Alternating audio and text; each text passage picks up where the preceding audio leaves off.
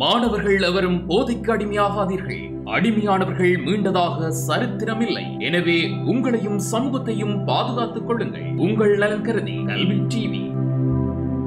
கல்வி டிவி வழங்கும் இலவச இணையவழி கல்வி சேவையின் ஊடாக இணைந்து கொண்டிருக்கிற அனைத்து மாணவ செல்வங்களுக்கும் எனது இணைய வணக்கத்தை கூறிக்கொண்டு நாங்கள் இன்னைக்கு காப்போத்தா சாதாரண பரீட்சை எதிர்கொள்ள இருக்கிற மாணவர்களுக்கான கடந்த கால வினாக்கள் செய்து கொண்டு வரோம். அதில் விஞ்ஞான பாடத்தில் உள்ள 2020ஆம் ஆண்டில் பாஸ் பேப்பர் கேள்வியை கடந்த வகுப்பில் பார்த்துருந்தாங்க. இன்றைக்கு நாங்கள் அதனுடைய தொடர்ச்சியாக பார்ப்போம், கேள்விகளை பார்ப்போம். Right, okay. கட்டுரை வகை வினாக்களை தான் பார்த்து கொண்டு வரோம். தொடர்ச்சியாக நாங்கள் அமைப்பு கட்டுரை வகை வினாக்களை எப்படி செய்கிறது அது முடிச்சுட்டு அதுக்கு பிறகு இந்த எம்ஜிக்யூ வகை வினாக்கள் எல்லாம் சிம்பிள். ரைட், நான் எப்பயுமே செய்யக்குள்ள பாருங்கள், எம்ஜிக்யூ வினாக்களை அவ்வளோ முக்கியத்துவம் கொடுக்குறதில்ல. ரீசன் 40 எம்ஜிக்யூ ஒரு நீ சும்மா நோமலாக போட்டாது, சும்மா நோமலாக வாசிச்சு நோமலாக ஈஸியான களில் தான் இருக்கும் 40 எம்ஜிக்யூ. Right, okay.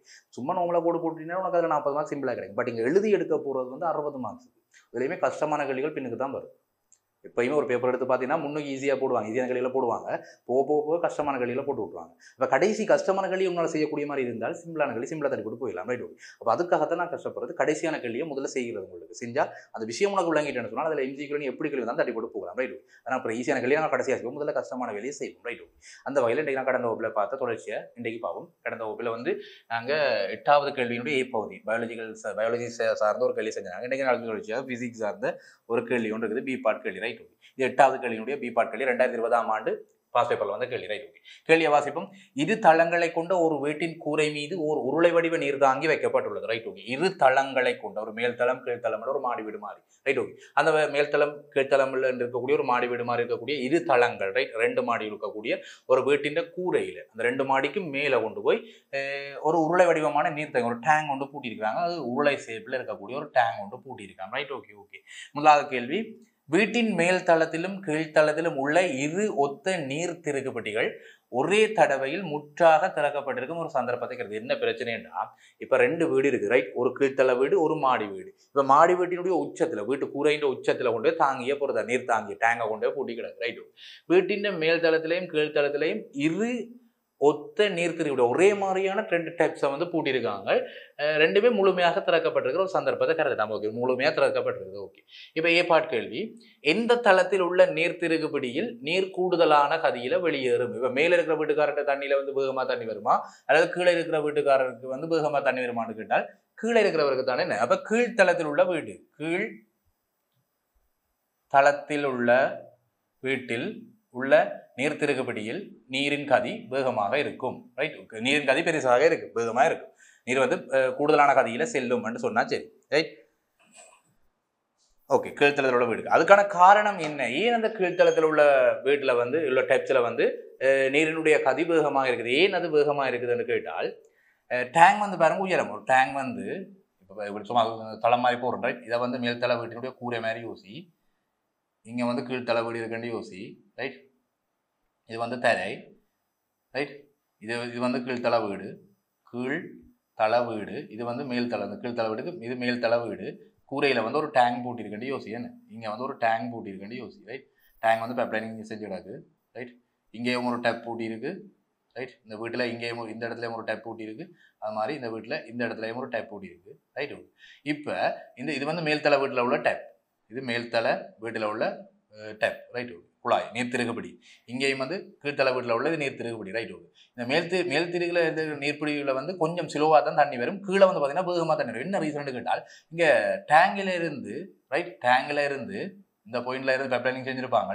இந்த பாயிண்ட்ல இருந்து இருக்கிற உயரம் கூடினால் அமுக்கம் கூடும். ரைட், உயரம் ஆழம் கூட கூட அமுக்கம் கூடும். ஆழம் கூடினால் அமுக்கம் கூடும்ன்றதான் எங்க அமுக்க கோட்பாடு. அப்ப நீர் டேங்க்ல உயரம் கூட ஆழம் கூட உயரம் தான் சொல்றேன். இங்க ஆழம். ரைட், திரவநிலைன்ற உயரம், திரவநிலைன்ற உயரம் கூட கூட கூட அமுக்கம் கூடும். அப்ப இங்க கீழே எனக்கு பெரிய ஒரு வேகத்துல நீர் வரும். அப்ப ஆழம் கூட அமுக்கம் கூடும் விதியின்படி கீழ்த்தளத்தில் உள்ள வீட்டுல வேகம் எனக்கு கூட வரும். ஆகவே திரவநிலையின் கூட காரணம் என்னன்னு கேட்டால், திரவநிழலின் உயரம் அதிகமாக இருப்பதால் அமுக்கமும் அதிகமாகும். ஆகவே கீழ்த்தளத்தில் நீரின் வேகம் அதிகமாக இருக்கும். Right, okay. அதை சொன்னீங்கன்னா சரி.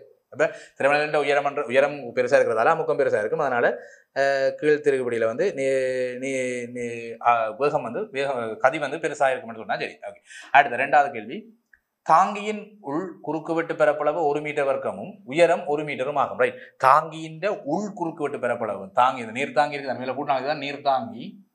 ரைட், இந்த நீர்த்தாங்கியின் உள் பரப்பளவு வந்து 1 மீட்டர் வர்க்கமும் அதன் உயரம் தாங்கின உயரம் வந்து 1 மீட்டரும் ஆகும். ஓகே, நீரின் அடர்த்தி 1000 கிலோகிராம் மீட்டர் -3யும் புவிப்பிலான ஆர்முடுகள் 10 மீட்டர் செகண்ட் -2 எடுக்க சொல்லி கிடக்கு. ஓகே, தாங்கியில் நீர் நிரம்பிய பின்னர் தாங்கியில வந்து முழுமையாக நீர் நிரம்பிட்டு இருந்தால் நிரம்பிய பின்னர் அதில் உள்ள நீரின் திணிவு என்ன? ரைட், இப்ப நீரின் திணிவு என்னன்றதை முதல்ல நாங்கள் செஞ்சு பார்ப்போம். ஓகே, இப்போ என்ன சொல்றான் என்றால் ஒரு டேங்க் ஒன்று இருக்குதான். ரைட், ஒரு டேங்க் ஒன்று இருக்குதான். டேங்கில் வந்து ஃபுல்லாக தண்ணியை நிரப்பியாச்சு. டேங்கின் அந்த உள்பக்கம் ஏரியாவை வந்து சொல்லி போட்டார் கேள்வியில 1 மீட்டர் வர்க்கம். ரைட், இந்த டேங்கின் உயரத்தை சொல்லி போட்டார் h வந்து நான் சொல்றேன் அதை வந்து 1 மீட்டர்னு சொல்லி போட்டார். இதுக்கு மேலதையுமா ஒரு சில தரவுகள் தந்திருக்கிறார். ரைட், இதுக்கு மேலதையுமா ஒரு சில தரவுகள் தந்திருக்கிறார். நீரின் அடர்த்தி. Right, rho of water. Right, நீரின் அடர்த்தியை வந்து 1000 கிலோகிராம் மீட்டர் -3 என்ற ஒரு தரவு தந்திருக்கிறார். அடுத்தது இன்னொரு தரவு தந்திருக்கிறார். புவியியல்பான ஆர்முடுகள் ஜியை வந்து 10 மீட்டர் செகண்ட் -200 எடுக்க சொல்லி ஒரு தரவு தந்திருக்கிறார். ரைட், இப்போ கேட்டது தாங்கியில வந்து நீர் நிரம்பிய பின்னர் நீர் டேங்கில் வந்து நீ மோட்டரை போட்டு டேங்கில் ஃபுல்லாக தண்ணியை போட்டுட்ட தண்ணியை நிரப்பி போட்டேன். இப்போ மோட்டரை போட்டு தண்ணியை ஃபுல்லாக நிரப்பிட்டா இப்போ நீரின் திணிவு என்ன? ரைட், நீரின் திணிவு. ரைட், திணிவு என்னன்னு கேட்டால் என்ன எழுதணும்?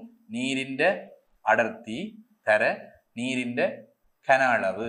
ரைட், நீரின் அடர்த்தியையும் நீரின் கன அளவையும் பிரிக்கிறாங்க. நீரின் திணிவு வேண்ட அடர்த்தி சமன் திணிவின் கீழ் கன அளவு. என்ன உண்மையான சமன்பாடு? அடர்த்தி சமன் திணிவின் கீழ் கன அளவு. ரைட், குறுக்கு பெருக்கம் செய்தால் எனக்கு திணிவு தான் வேணும் என்று சொன்னால் அடர்த்தி தர கன அளவு என்று போடலாம். என்ன அப்ப நீரின் திணிவு வேணும் என்றால் நீரின் அடர்த்தி எவ்வளவு? 1000 கிலோகிராம் மீட்டர் -3. என்ன திணிவு தான் வேணும்? நீரின் திணிவு தான் வேணும். MF போடுறேன் இன்ட்டு நீரின் அடர்த்தி போட்டால் 1000 கிலோகிராம் மீட்டர் -3. அடுத்தது நீரின் கன அளவு. நீரின் கன அளவு எப்படி காண்றது? டேங்கில் வந்து பாருங்க ஃபுல்லா நீர் நிரம்பி இருக்குது.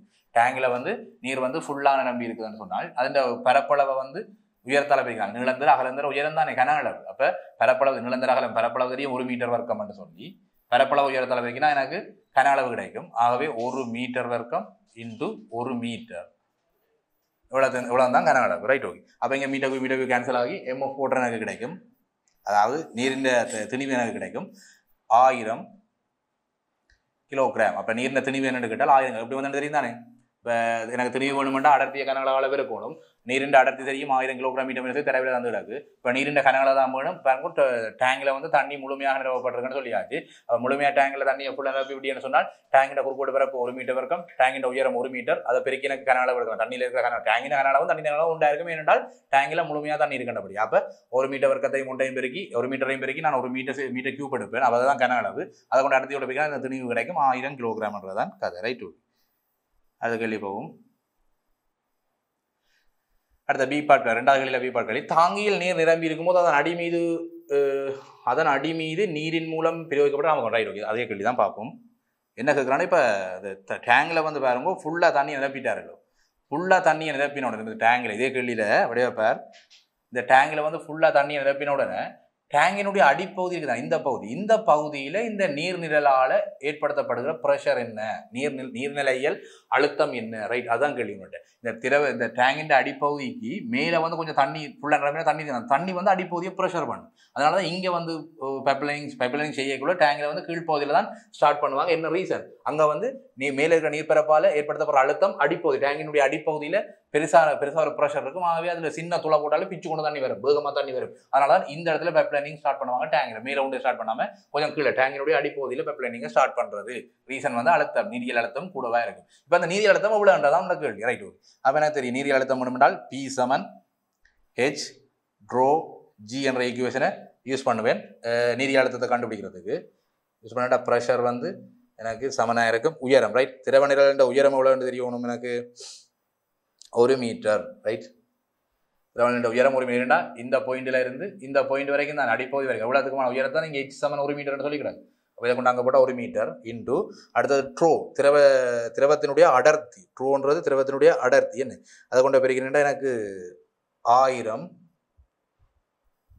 கிலோகிராம் மீட்டர் -3 இன்ட்டு அடுத்தது என்ன ட்ரோ H போட்டாச்சு, ட்ரோ போட்டாச்சு, அடுத்தது G. H ட்ரோ G தான் இப்போ திரவ நிரலால் ஏற்படுத்தப்படுற அழுத்தம். என்ன அப்போ அடுத்தது G புவிப்பான ஆர்முடுகள் நீங்கள் சொல்லி கிடக்கு 10 மீட்டர் செகண்ட் -1 இருக்குது. அப்போ இன்டு 10 மீட்டர் செகண்ட் -1 எடுத்தாச்சு. இப்போ இந்த ப்ரெஷரை கண்டுபிடி என்றால் இங்கே 1 மீட்டர் அங்கே 1000 கிலோகிராம் மீட்டர் மைனஸ் சரி இங்கே 10 மீட்டர் செகண்ட் பெருக்கி விட்டீங்கன்னா எனக்கு 1000 10 பெருக்கப்பட்டு 10,000 பெஸ்கேல் ரைட்.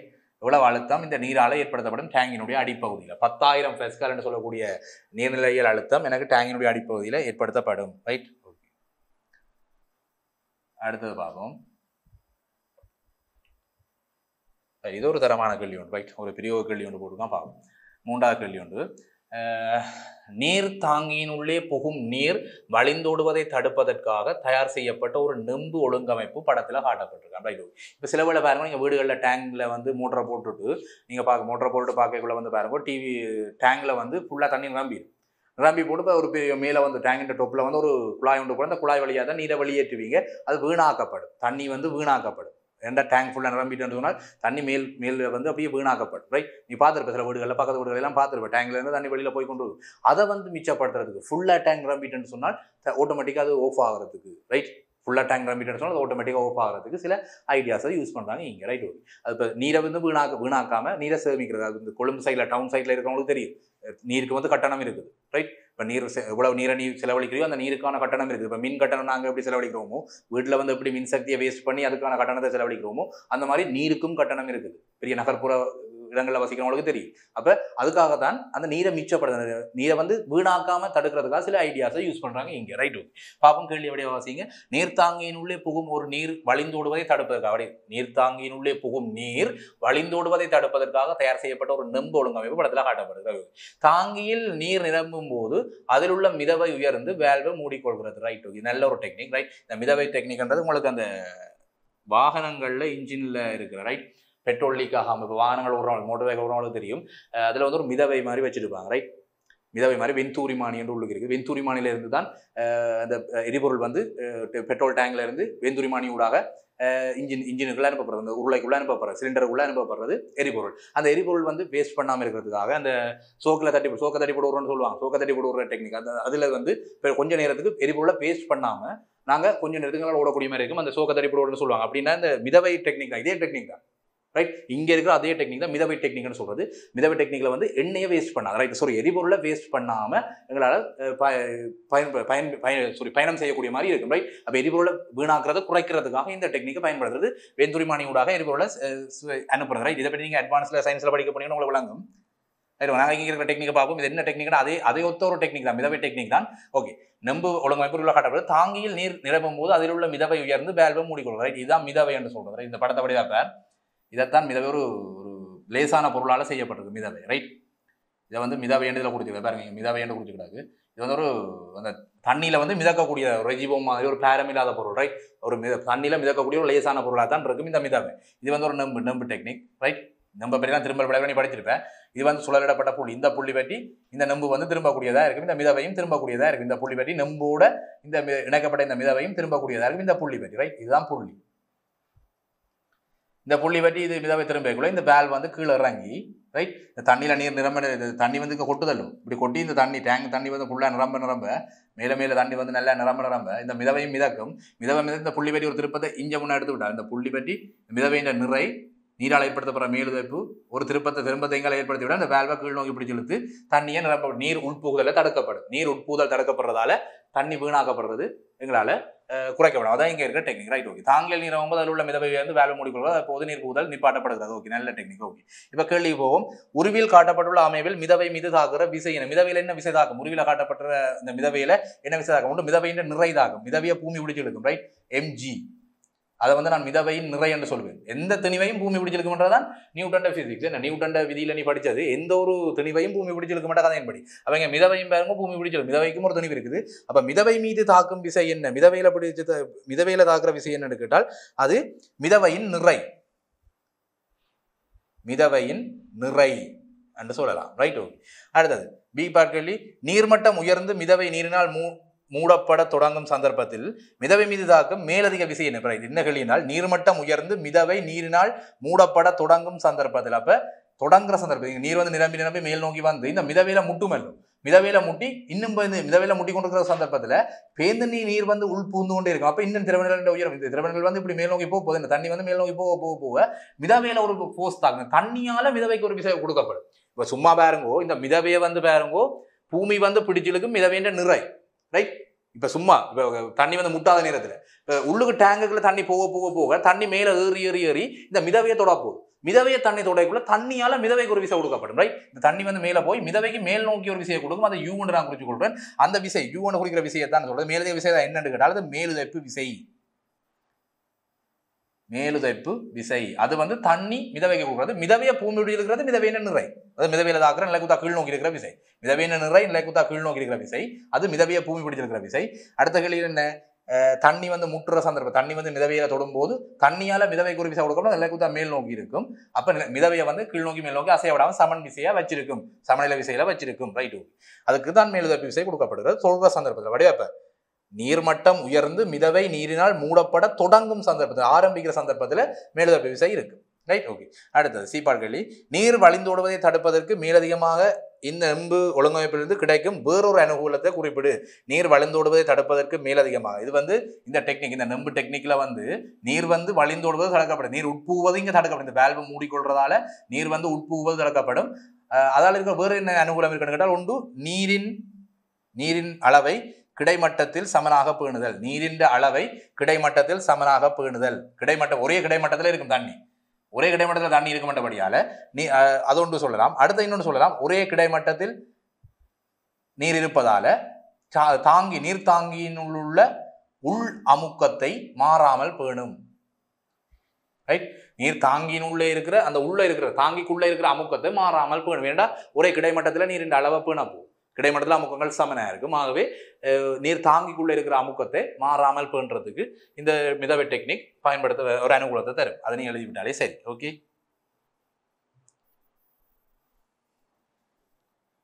ஓகே. நாங்கள் தொடர்ச்சி அடுத்த கேள்வி வருவோம். இந்த 9வது கேள்வியும் பார்ப்போம். ஓகே, இந்த 9வது கேள்வி, கீழே காட்டப்பட்டுள்ள கலம் ஜூ ஒரு மின் இரசாயன கலமாக இருக்கும், அதேவேளை கலம் டபிள்யூ ஒரு மின் வகுப்பு கலமாகும், ரைட்? இதை குறிச்சு வச்சிருந்த கலம் ஜூ என்றவர் சொல்லி போட்டார் மின் இரசாயன கலம், மின் இரசாயன கலம் என்று சொல்லியாது. அடுத்தது என்ன சொல்றார், அதேவேளை கலம் டபிள்யூ வந்து மின் பகுப்பு, இந்த கலம் வந்து மின் பகுப்பு கலம், ரைட்? ஓகே, இது மின் பகுப்பு கலம், அது மின் இரசாயன கலம், ரைட்? ஓகே. முதலாவது கேள்வி, மேற்குறித்த எந்த கலத்தில் ரசாயன சக்தி மின் சக்தியாக மாற்றப்படுது? எந்த கலத்துல ரசாயன சக்தி மின் சக்தியாக மாறும்? மின் இரசாயன கலத்துல தான் மாறும். ஆகவே மின் இரசாயன கலம் ஜூ தான் மின் இரசாயன கலம். அப்ப கலம் யூ அதுதான், அதுல தான் கலம் ஜூ இந்த கலத்துல தான் பாருங்கோ ரசாயன சக்தி மின் சக்தியாக மாற்றப்படுது, ரைட்? அடுத்த கேள்வி, இரு கலங்களிலும் நடைபெறும் அனோட்டு தாக்கங்களுக்கு பொதுவாக வழங்கப்படுகிற பெயர் என்ன? அனோட்டில் நடக்கிற தாக்கத்துக்கு பொதுவாக வழங்குற பெயர் வந்து ஒட்சியேட்டல். ஒட்சியேட்டல் கதோட்டில் தான் தாழ்த்தல் நடக்கும், அனோட்டில் நடக்கிறது வந்து ஒட்சியேட்டல் என்று சொல்லுவோம். ஒட்சியேட்டல் என்று சொல்றது அதுக்கான பெயர், ரைட்? அடுத்தது 3வது கேள்வி, கலம் ஜூவின் அனோட்டிற்கு அண்மையில் நடைபெறும் அரைத்தாக்கத்தை ஒரு ரசாயன சமன்பாடுல காட்டு. அனோட் எங்கே இருக்க போதீங்க? கலம் ஜூவில். என்ன கலம் ஜூவில இங்க வந்து நாகம் இருக்குது, சட்டன். நாகம்ன்றது நாக பாம்பு இல்லை, சில அதை யோசிப்பாங்க நாக பாம்பு சொல்றாங்க. அப்படி இல்லை, நாகம்ன்றது ஒரு உலோகம், அதை சட்டன் என்று குறிப்போம். இங்க வந்து பாருங்க செப்பு மின்பாய் இருக்குது, ரைட்? இதை வந்து நாங்கள் CU என்று குறிப்போம். அப்போ நாகத்தகடையும் செப்பு தகடையும் வச்சுதான் ஒரு மின் ரசாயன கலம் உருவாக்கப்படுறது. நான் அடிப்படையில் படிச்சிருப்பேன். இங்கே ஒன்று கேட்கப்பட்ட கேள்வி, கலம் ஜூவின் அனோட். அனோட் எங்கே கதோட் எங்கே இருக்கும்? அனோட் வந்து சட்டன், இதைத்தான் அனோட்னு சொல்றது. கதோட் வந்து CU செப்பு, அதை வந்து கதோட்னு சொல்லுவோம், ரைட்? ஓகே. அனோட் மின்பாயில் நடக்கிற ரசாயன அரைத்தாக்கம், அரைத்தாக்கத்தை ஒரு ரசாயன சமன்பாட்டில் எழுது. இப்போ எங்கள் நாக மின்வாயில நடக்கக்கூடிய நாக மின்வாய் தான் அனோட். அனோட்டு கதிர் தெரியும், இந்த சனக்கலத்தில் இருக்கும் என்ன.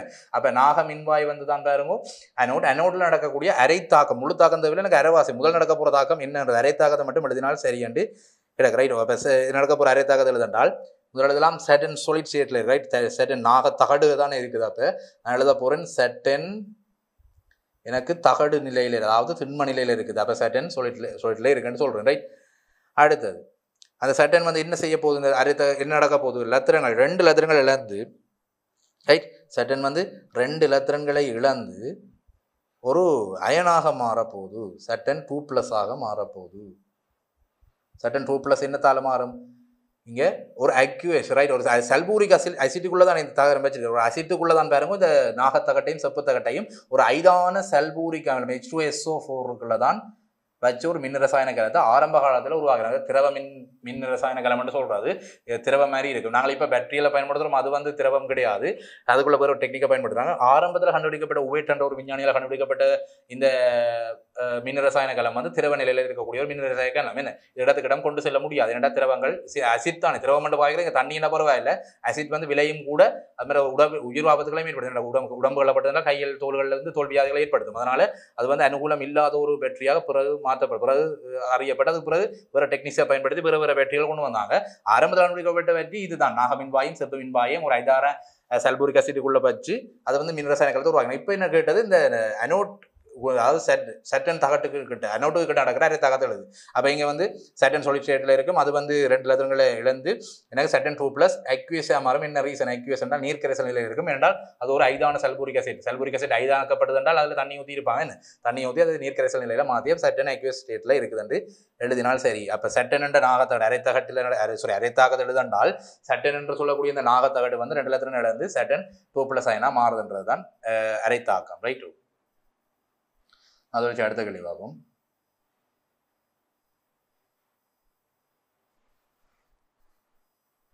அடுத்தது கலம் டபிள்யூவில் அனோட்டையும் கதோட்டையும் இனங்காண்பதற்கு பயன்படுத்தப்படும் வழக்கை குறிப்பிடு. கலம் டபிள்யூவில் அனோட்டையும் கதோட்டையும் இனங்காண்றதுக்கு பயன்படுத்தத்தக்க ஒரு வழக்கத்தை வந்து குறிப்பிட சொல்லி கிடக்கு. ரைட்டு, அனோட் வந்து இதில் வந்து சொல்லுங்க நேர்முனைவிடத்தோடு, அதாவது பேட்டரியினுடைய நேர்முனைவிடத்தோடு இணைக்கப்பட்டால் அது அனோட்னு சொல்லுவோம். ரைட், இங்கே வந்து பேட்டரியினுடைய ப்ளஸ் முடிவிடம் இங்கே இருக்குது, இது வந்து மைனஸ் முடிவிடம் இங்கே இருக்குது. அப்போ ப்ளஸ் முடிவிடத்தோடு இணைக்கப்படுற பகுதி வந்து நாங்கள் அதை அனோட்னு சொல்லுவோம். ரைட், இதை வந்து அனோட்டு. மைனஸ் முடிவிடம் இணைக்கப்படுகிற பகுதியை நாங்கள் வந்து சொல்லுவோம் கெதோட்டு. Right, okay. அப்போ பேட்டரியின் ப்ளஸ் முடிவிடம் இணைக்கப்படுவது வந்து அனோட்டில், பேட்டரியின் மைனஸ் முடிவிடம் இணைக்கப்படுவது கெதோட்டு மின்வாய். கெதோட்டு முடிவிடத்தில் வந்து கதோட்டு மின்வாயில வந்து பேட்டரியினுடைய மைனஸ் முடிவிடும். அதை வச்சு தான் நாங்கள் இங்கே கண்டுபிடிக்கிறது. கலம் டபிள்யூவில் வந்து எது அனோட் எது கதோட்டுன்றதை கண்டுபிடிக்கிறது. பேட்டரியின் ப்ளஸ் முடிவிடமும் பேட்டரியின் மைனஸ் முடிவிடமும் எங்கே வந்து சந்திக்குதுன்றதை வச்சுக்கோங்க. ரைட், அடுத்தது பி 5வது கேள்வி.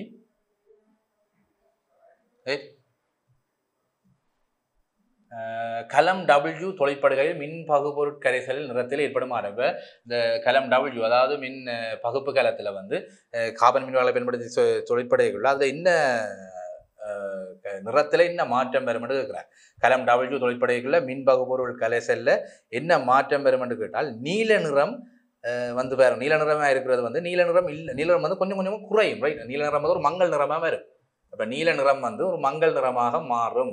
கலம் டபிள்யூ தொழிற்படைக்குள்ள நீல நிற கரைசல் வந்து ஒரு நிறமற்ற கரைசலாக மாறும். நீல நிற கரைசல் வந்து ஒரு நிறமற்ற கரைசலாக மாறும். Right, okay. அடுத்தது இந்த நீல நிறத்துக்கு காரணமானது என்ன, Cu2+ அயன்கள் தானே. Cu2+ அயன்கள் குறைவடையாது. அதுக்கான காரணம் என்ன, அதுக்குரிய காரணத்தை எழுதண்டால் நீல நிறத்துக்கான காரணமே Cu2+ தான், 2+ அயன்கள் இருக்கிறதான். அப்போ Cu2+ அயன்கள் படிப்படியாக குறைவடைவதால் இந்த நீல நிறம் நிறமற்றதாக மாறுகிறது. Right, okay. அதை விளக்கம் அளிக்கிட்டா சரி. Right, okay. அடுத்த கேள்வி, மேற்குறித்த கலங்கள் தொழிற்படுகையில் எந்த மின்வாய் கரையுமா? எந்த மின்வாய் இல்லாமல் போகும், கரையும், கரைசலுக்குள்ள கரையக்கூடியது இந்த மின்வாய் நாக மின்வாய். ரைட், நாக மின்வாய் அதுதான் கரையும், அனோட். Right, okay. அடுத்தது கலம் சம்பந்தம் கேள்வி பார்த்துடும். அடுத்த பாருங்க பி பார்ட் கேள்வி உண்டு. Right, okay. இது ஒரு பிசிக்ஸ் சார்ந்த ஒரு கேள்வி ஒன்று, நல்ல கேள்வி பார்ப்போம். வீட்டில் பயன்படுத்தப்படும் ஒரு குறித்த எலக்ட்ரானிக் உபகரணத்தை தொழிற்படுத்துவதற்காக வீட்டுக்கு வழங்கப்படும் மின்னானது தாழ் வோல்ட்டளவை கொண்ட ஒரு நேரோட்ட மின் வழங்கலாக மாற்றப்படுதல் வேண்டும். அதற்காக பின்வரும் பகுதிகளை கொண்ட ஒரு ஒழுங்கமைப்பு பயன்படுத்தப்படுகிறது. ரைட்டு, இப்போ வீடுகளில் பயன்படுத்தக்குள்ள பாருங்க சில எலக்ட்ரானிக் உபகரணங்கள், ரைட், சில லேப்டாப்புகள், சில ரேடியோக்கள் அதில் பயன்படுத்தக்குள்ள வந்து தாழ் வோல்ட்டளவை கொண்ட, அதாவது குறைந்த வோல்ட்டளவு உள்ள ஒரு நேரோட்ட மின் வழங்கலாக மாற்ற வேண்டிய தேவை இருக்குது. ரைட், இங்கே பாருங்க தாழ் வோல்ட்டளவு, இங்கே இருந்து பாருங்க தாழ் வோல்ட்டளவை கொண்ட ஒரு நேரோட்ட மின் வழங்கலாக மாற்ற வேணும். ஆனால் வீட்டுக்கு வர்றது ஒரு உயர் வோல்ட் 230 வோல்டேஜில் ஆடல் ஓட்டமினோட ஏசி கரண்ட் தான். வீட்டுக்கு வர கரண்ட் வந்து 230 வோல்டேஜ் ஒரு ஏசி கரண்ட் தான் வரும். ஆனால் எங்களுக்கு எலக்ட்ரானியல் உபகரணங்கள் பயன்படுத்தக்குள்ள இப்போ லேப்டாப் மாதிரி டெலிஃபோன் மாதிரி ரேடியோ மாதிரி சில எலக்ட்ரானிக் உபகரணங்கள் பயன்படுத்தக்குள்ள எங்களுக்கு 12 வோல்டேஜ் டிசி கரண்ட் தேவை இருக்கும், அல்லது 2 வோல்டேஜ் டிசி கரண்ட் தேவை இருக்கும், அல்லது 8 வோல்டேஜ் டிசி கரண்ட் தேவை இருக்கும். அப்படி சில தேவைகள் எங்களுக்கு எலக்ட்ரானிக் உபகரணங்கள் பயன்படுத்தக்குள்ள எங்களுக்கு அப்படியான தேவைகள் இருக்கும். அப்போ அதுக்கு நாங்கள் என்ன செய்ய, அதுக்கு நான் சில ஒரு சர்க்யூட்களை பயன்படுத்தும், சில மின் சுற்றுகளை பயன்படுத்துவோம். ரைட், அதுக்கு வந்து ஒரு ஒழுங்கமைப்பு படத்தில் காட்டியிருக்காங்க. இது வந்து வீட்டுக்கு வர கரண்ட் 240 வோல்டேஜ் ஆடல் வோல்ட் அளவு. நான் இப்போ சொன்ன மாதிரி வீட்டுக்கு வரது 230 ஒரு 240 230 பேரும் 240 பேரும் அது ஏசி வோல்டேஜாக இருக்கும். Right, okay. அந்த வோல்ட் அளவு வந்து ஒரு டிரான்ஸ்ஃபார்மருக்காக கொடுத்துக்கிறாங்க. அந்த வோல்ட் அளவு வந்து ஒரு டிரான்ஸ்ஃபார்மர் நிலைமாற்றியில் அந்த வோல்ட் அளவை கொடுத்து நிலைமாற்றியில் திருப்பி அது வேண்டியக்குள்ள எங்களுக்கு இது ஆடல் வோல்ட் அளவு. ரைட், ஏசி வோல்டேஜ் தான் நிலைமாட்டிக்கு இன்புட் பண்ணலாம். அது மாதிரி அவுட்புட்டில் வர நிலைமாட்டிக்குள்ள கொடுத்து அவுட்புட்டில் எடுக்கக்குள்ள எனக்கு 12 வோல்டேஜ் ஆடல் வோல்ட் அளவு அவுட்புட்டில் எடுக்கப்பட்டிருக்கு. Right, okay. அப்போ 240 வோல்டேஜ் ஆடல் வோல்ட் அளவு ஏசி வோல்டேஜ் 240 ஏசி வோல்டேஜை வந்து ஒரு டிரான்ஸ்ஃபார்மருக்குள்ள கொடுத்து அதனால் 12 வோல்டேஜ் ஏசி வோல்டேஜாக மாற்றிருக்கிறேன். Right, okay. அதை வந்து ஒரு முழு அலை சீராக்கிக்க கொடுக்குறேன். ரைட், ஒரு முழு அலை சீராக்கிக்க கொடுக்குறேன். இதை பற்றி எலக்ட்ரானிக்ஸ் என்ற பாடத்திலேயே படிச்சிருப்பேன். முழு அலை சீராக்கம் அலை சீராக்கம் அங்கேயே படிச்சிருப்பேன். ரைட், ஒரு முழு அலை சீராக்கிட்ட கொடுத்து அதை வந்து ஒரு டிசி வோல்டேஜ், முழு அலை சீராக்கிறது ஒரு பால சீராக்கி, ஒரு எரிவாயுகள் டயோட்ஸை பயன்படுத்தி உருவாக்கக்கூடிய ஒரு பால சீராக்கி. இந்த பால சீராக்கிக்கு நீ வந்து 12 வோல்டேஜ் ஆடல் வோல்ட் ஏசி கரண்டை கொடுத்தீங்கன்னு சொன்னால் அதை டிசி கரண்டாக மாற்றும். 12 வோல்டேஜ் டிசி கரண்டாக அது தரும். இந்த இடத்துல ஒரு நேரோட்ட வோல்டேஜ், ரைட், ஒரு டிசி வோல்டேஜ் அந்த ஏசியை டிசியாக மாற்றுறது, ஏசி வோல்டேஜை வந்து டிசி வோல்டேஜாக மாற்றுறது தான் இந்த முழுதலை சீராக்கின்ற வேலை. ரைட், அது வந்து ஒரு எக்ஸாண்ட் உபகரணத்துக்கு கொடுக்கப்படுது தான், எக்ஸாண்ட் சொல்லக்கூடிய உபகரணத்துக்கு கொடுக்கப்படுது. அது அப்படி எங்களை வந்து ஒரு எலக்ட்ரானிக் உபகரணத்துக்கு இன்புட் பண்ணப்படுது. எலக்ட்ரானிக் உபகரணம் என்ன, லேப்டாப்போ டிவியோ ரேடியோவோ டெலிஃபோனோ இதோ ஒரு எலக்ட்ரானிக் உபகரணம் கொடுக்கப்படுது. அதுக்கிடையில் ஒரு ஒப்பமாக்கப்படுது. ரைட், இங்கே வந்து முழு அலை சீராக்கம் செய்யப்பட்டு நேரோட்ட வோல்ட் டிசி வோல்டேஜை வந்து எக்ஸாண்ட் உபகரணத்துக்கு கொடுத்து எக்ஸாண்ட் உபகரணத்துக்கு கொடுத்தா பிறகு வெளியில் வரது ஒப்பமாக்கப்பட்ட ஒரு நீரோட்ட வோல்ட். அந்த ஒப்பமாக்கப்பட்ட நீரோட்ட வோல்ட் தான் எலக்ட்ரானிக் உபகரணத்துக்கு இன்புட் பண்ணுறது. ரைட், அதுதான் எலக்ட்ரானிக் உபகரணத்துக்கு தேவை. ஒரு ஒப்பமாக்கப்பட்ட டிசி வோல்டேஜ் தான் எலக்ட்ரானிக் மின்சாரத்துக்கு தேவை. ரைட், அது சார்ந்த ஒரு கேள்வி தான் நீங்கள் வந்திருக்கு பார்ப்போம். இந்த கேள்வி இருக்கா பார்ப்போம். ரைட்,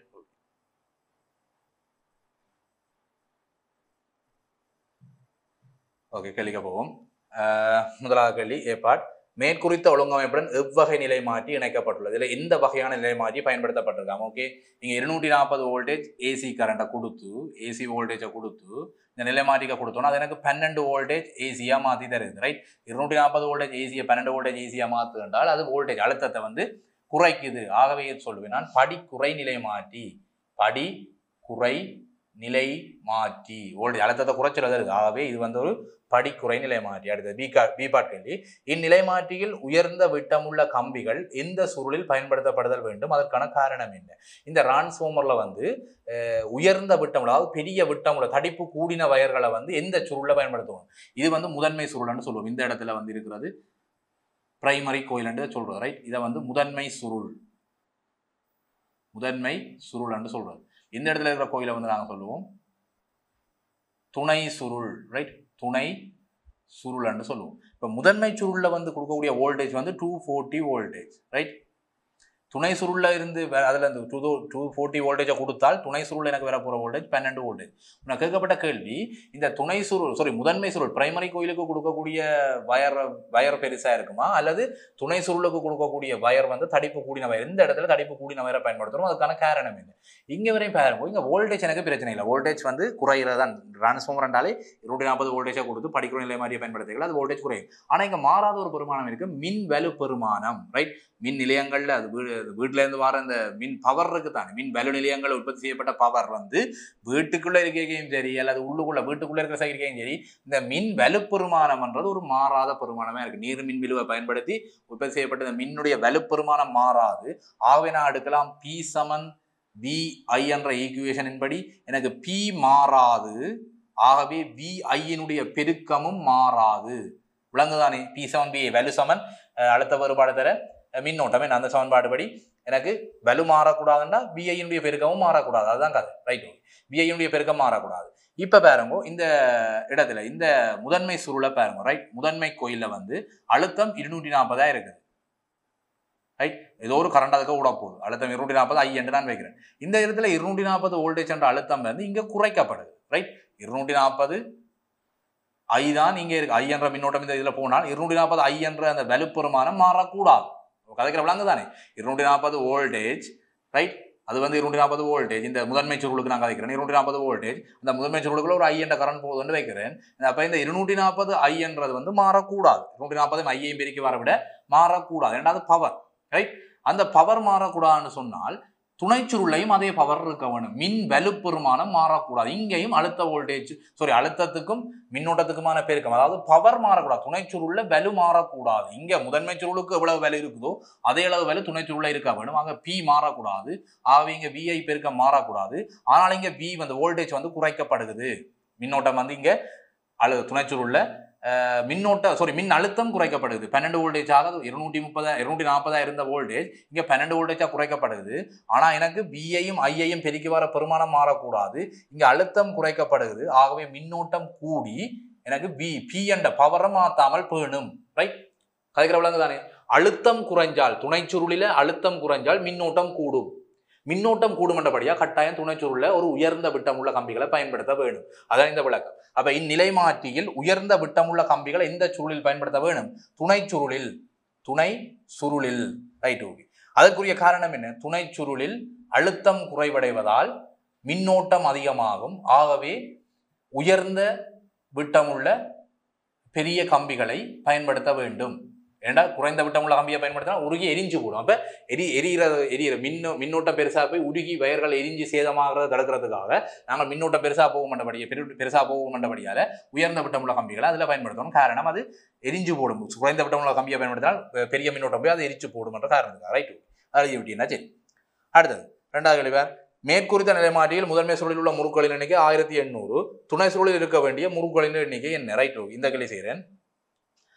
ஓகே, முதன்மை சுருளில் இருக்கிற முறுக்களின் எண்ணிக்கை 1800 சொல்லியாச்சு. என்ன ரைட், பார்ப்போம்.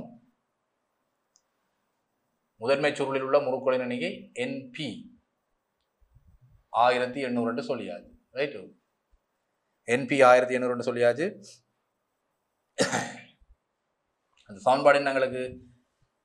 Number of P NP primary coil இருக்கிற என்பி ஓவர் என்எஸ் சமன் பிபி ஓவர் பிஎஸ். என்ன இப்போ அந்த நிலை மாதிரி எப்படி இருந்தது எங்களுக்கு? இங்கே முதன்மை சுருள் இருந்தது, இங்கே வந்து துணை சுருள் இருந்தது. என்ன ரைட், இங்கே வந்து 240 வோல்டேஜ் இருந்தது.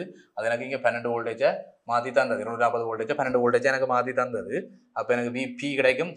என்பி வந்து எனக்கு சொல்லிவிட 1800. எனக்கு கேட்டது துணை சுருளில் இருக்கிற முறுக்களின் எண்ணிக்கை என்னன்னு தான் கேட்டது. அப்போ என் செகண்டரி கோயிலில் இருக்கக்கூடிய முறுக்களின் எண்ணிக்கை தான் கேட்டது. பிரைமரி கோயிலில் வந்து இருக்கிற அழுத்தத்தை வந்து நான் இன்புட் பண்ணது 240 வோல்டேஜை இன்புட் பண்ணி நான் எனக்கு வெளியில் வந்தது. செகண்டரி கோயிலில் வந்து 12 வோல்டேஜை தந்தது. இப்போ இதை சுருக்கி நான் என்எஸ் எடுத்து என்னென்னா எனக்கு கிடைக்கும் 90 முறுக்குகள். ரைட், போட்ட விளங்கு தானே. சமன்பாடு வந்து என்பி ஓவர், அதாவது முறுக்களின் எண்ணிக்கை துணை சுருளையும் பிரைமரி கோயிலையும் செகண்டரி கோயிலையும் இருக்கிற முதல் சுருளையும் துணை சுருளையும் இருக்கக்கூடிய முறுக்களின் எண்ணிக்கைகளுக்குள்ள விகிதம் துணை சுருளுக்கும் முதன்மை சுருளுக்கும் உள்ள அழுத்தங்களுக்கு இடையிலான வீதங்களுக்கு சமனாக இருக்கும் என்ற கதையின்படி அந்த சமன்பாடு படி நான் இங்கே போட்டு வச்சிருக்கிறேன். எனக்கு செகண்டரி கோயிலில் இருக்கக்கூடிய முறுக்களின் எண்ணிக்கை 90 முறுக்கள் கிடைச்சிருக்கு. ரைட், அதான் இங்கே வந்த கேள்வி. ரைட், சமன்பாடு போட்டு சுருக்கி எடுத்தபடி எனக்கு வந்தது மேற்குறித்த நிலைமாற்றியில் முதன்மை சுருளில் உள்ள முறுக்கள் எண்ணிக்கை 1800 என்றால் துணை சுருளில் இருக்கக்கூடிய முறுக்கள் எண்ணிக்கை என்எஸ் செகண்டரி கோயிலில் இருக்கக்கூடிய முறுக்கள் எண்ணிக்கை 90 முறுக்குகள். Right, okay. அடுத்து நிலைமாற்றியின் மூலம் வழங்கப்படும் 12 வோல்டேஜ் ஆடல் வோல்ட்டளவானது நேரத்துடன் மாறும் விதத்தை விரைவு முறையில் வகைக்குறி. நிலைமாற்றியின் மூலம் வழங்கப்படுகிற 12 வோல்டேஜ் ஆடல் வோல்ட்டளவானது எப்படி மாறும்? Right, okay. 12 வோல்டேஜ் எப்படி மாறும்? நேரத்தோட மாறும். எப்படி? ஆடல் அழுத்தம் சொல்லியாது. அப்போ இங்கே வந்து டைம், இங்கே வந்து வோல்டேஜ். அப்போ இந்த இடத்துல நான் 12 வோல்டேஜ் என்று குறிக்கிறேன். ரைட், இந்த இடத்துலையும் 12 வோல்டேஜ் என்று குறிக்கிறேன். இந்த 12 வோல்டேஜ் மைனஸ், இது வந்து ப்ளஸ். மேலே வந்து ப்ளஸ் 12 வோல்டேஜ் மைனஸ். அப்போ ப்ளஸோட 12 வோல்டேஜ், இங்கே மைனஸோட 12 வோல்டேஜ். ஆடல் அழுத்தம் இல்லை. அப்போ திசை மாறி மாறி வரும். இங்கே வந்து பாசிட்டிவ், இது வந்து நெகட்டிவ், இது வந்து பாசிட்டிவ். திசை மாறி மாறி வரும். அதில் உச்சம் அலை கீறக்கூடிய அந்த உச்ச புள்ளி வந்து 12 வோல்டேஜாக இருக்க வேணும். அதுக்கு மேலே அலை கீறக்கூடாது, அதுக்கு உள்ளேயும் கீறக்கூடாது. அப்போ இந்த அலை வந்து அலை வடிவில் தான் கீற வேணும். ஆடலோட்டம் தானே. அப்போ அலை வடிவில் தான் கீற வேணும். அலையினுடைய உச்ச புள்ளி கட்டாயம் 12 வோல்டேஜுக்கு மேலே போகக்கூடாது. மேலே பாசிட்டிவ், கீழே நெகட்டிவ். பாசிட்டிவ்ல 12 வோல்டேஜும் நெகட்டிவ்ல 12 வோல்டேஜுக்கும் அந்த அலையை கீறி விட்டால் சரி. ரைட், அடுத்து அது நீ குறிச்சுக்கணும். நீங்கள் அச்சு போட்டு குறிக்கணும். இது வந்து அச்சு வந்து நேர அச்சு, இது வந்து அழுத்த அச்சு, ரைட்? அதை குறிச்சுக்கணும்னா சரி, ஓகே. அடுத்த கேள்வி, முழு அலை சீராக்கி சுற்றில் 4 இருவாய்களும் இணைக்கப்படும் விதத்தை நியம குறியீடுகளை கொண்டு கரை, ரைட்? அப்போ பால சீராக்கின்னு சொல்றது என்ன? அரையலை சீராக்கம் செய்யறதுக்கு பால சீராக்கிகள். அப்ப முழு அலை, சரி, இங்க வந்து முழு அலை சீராக்கம் செய்யறதுக்கு, ரைட்? முழு அலையுமே சீராக்கம் செய்து எனக்கு வந்து நீரோட்ட மின்னோட்டமா மாற்றித்தான் நான் இலத்திரங்கள் உபகரணங்களுக்கு கொடுக்க வேணும். அப்போ அதுக்கு இருவாய்களை எப்படி இணைக்க வேணும்ன்றதை எனக்கு இணைச்சு காட்ட சொல்லி கிடக்கு, ரைட்? அதை பார்ப்போம். எப்படி இணைக்கிறேன்டா, பால சீராக்கி முறையில் இருவாய் இணைக்கிறதெல்லாம் நீ படிச்சுட்டேன் என்ன, ரைட்? இது ஒரு இருவாய் டயோட், ரைட்? இது எப்படி இணைப்பாங்க? அடுத்தது இன்னொரு இருவாய் அதுக்கு சமாந்தரமாக ஒன்று இணைப்பாங்க, இப்படி, ரைட்? அது மாதிரி இதுக்கு சமாந்தரமாக இங்கே ஒரு இருவாய் இணைப்பாங்க. அது மாதிரி இப்போ இந்த இருவாய்க்கு சமாந்தரமாக இங்கே ஒரு இருவாய் இணைப்பாங்க, ரைட்? பால சீராக்கியில் ஒரு இருவாய் இணைப்பாங்க. எப்படி கரண்ட் போகும்? ஒன்று இந்த போய் இது ஒரு சந்தி வை, இந்த சந்தியில இருந்து எடுத்து இதுக்கால போய், ரைட்?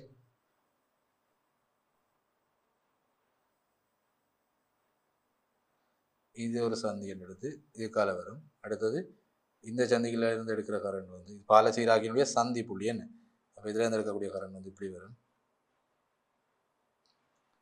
இந்த புள்ளியில இப்படி வரும். இதுதான் இந்த இருவாய்கள் அமைக்கப்படுகிற விதத்தை இப்படி குறிச்சுக்கானா சரி. 4 சந்தியில, ரைட், கொண்டு சமாந்தரமாக இருவாய்களை நினைச்சுக்கான. இந்த இருவாய்க்கு ரைட், இந்த இருவாய்க்கு சமாந்தரமாக அந்த இருவாயி இருக்கு, ரைட்?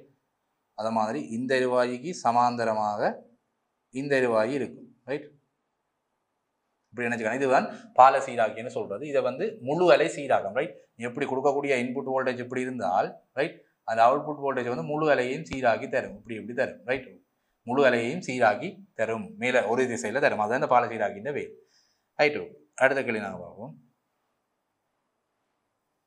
ரைட்? எக்ஸின் மூலம் காட்டப்படும் துணை உறுப்பை பெயர். கடைசி கேள்வி, எக்ஸின் மூலம் காட்டப்படும் துணை உறுப்பை பெயரிடு. எக்ஸின் மூலம் காட்டப்படுகிற துணை உறுப்பு என்ன, ரைட்? இங்க பார், இந்த எக்ஸாண்ட் இந்த உபகரணம் இந்த இடத்துல பயன்படுத்தக்கூடிய உபகரணம் என்னன்றது கேட்குறேன், ரைட்? முழு அலை சீராக்கம் இருக்கு. முழு அலை சீராக்கிய வந்து நான் அதுக்கு முழு அலை சீராக்கத்தை டிசி வோல்டேஜில் அது வரும். அந்த டிசி வோல்டேஜை வந்து நான் இங்கே இந்த உபகரணத்துக்கு கொடுத்தால், அது எனக்கு எக்ஸாண்ட் உபகரணத்துக்கு கொடுத்தால் அது எனக்கு பாருங்க ஒப்பமாக்கப்பட்ட நீரோட்ட ஓட்டம், ரைட்? டிசி வோல்டேஜை தான் அதுக்கு இன்புட் பண்ணுறேன். அந்த டிசி வோல்டேஜும் அது ஒப்பமாக்கி போட்டு தான் எலக்ட்ரிக்கல் உபகரணத்துக்கு கொடுக்குது. அப்போ டிசி வோல்டேஜ் மாற்றப்பட்ட நீரோட்ட வோல்டேஜாக மாற்றப்பட்ட டிசி வோல்டேஜையும் நான் ஒரு உபகரணத்துக்கு கொடுத்தா தான் அது எனக்கு ஒப்பமாக்கி தருது. ஒப்பமாக்குற வேலையை செய்கிற உபகரணம் என்ன? அதுதான் கொள்ளளவி, கொண்டஞ்சர்னு சொல்லுவோம் என்ன. அப்போ எக்ஸாண்ட் உபகரணம் என்று கேட்டால் கொள்ளளவி, ரைட்? ஓகே, நாங்கள் இது வரைக்கும் 2020ஆம் ஆண்டு வந்த பாஸ் பேப்பர் கேள்வி எல்லாத்தையும் செஞ்சிட்டோம். தொடர்ச்சியாக நாங்கள் அடுத்த வகுப்பில் சந்திப்போம். இதுவரை நெஞ்சிட்ட மாணவர்களுக்கு நன்றி மாணவர்களே. கல்வி டிவியில் புத்தம்புது நிகழ்ச்சிகளை உடனுக்குடன் பார்த்து மகிழ எமது ஃபேஸ்புக் மற்றும் யூடியூப் பக்கத்தை லைக் செய்யுங்கள்.